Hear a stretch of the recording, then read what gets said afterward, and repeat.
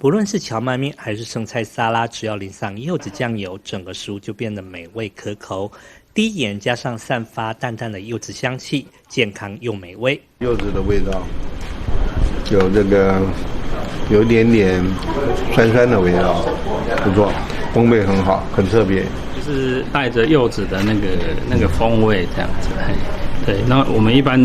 喝酵素都好像在吃药，可是它这个有那个水果的风味这样子。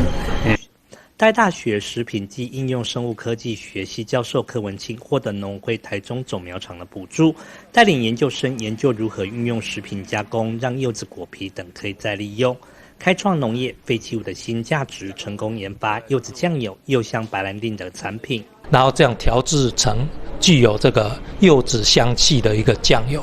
那它的盐度是很低的，可以说是一种低盐的这个酱油。那这样子在做，它可以取代这些沙拉酱，那这样不会有这个油脂也不会有油脂这种热量过高，然后它又是这个低盐，对这个血压的控制也是比较有作用的。那最后一个产品是这个酵素那这个酵素我们就完全用这个果肉那的部分来做为主。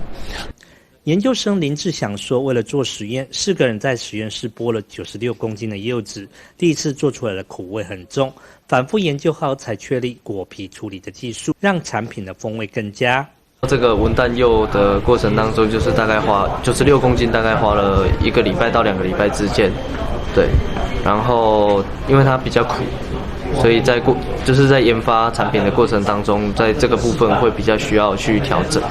它的比例啦，还是它的制程等等。校长梁卓忠强调，台大学是一所产学导向的教学研究型大学。柯文清教授秉持德国师徒制的精神，带领学生运用在地农产品为材料，开发多样化的新产品。这次研发的柚香系列食品，不只是让原本属于农业废弃物的柚子果皮有了新的利用方式，更有效提升农产品的价值，帮助传统产业塑造特色。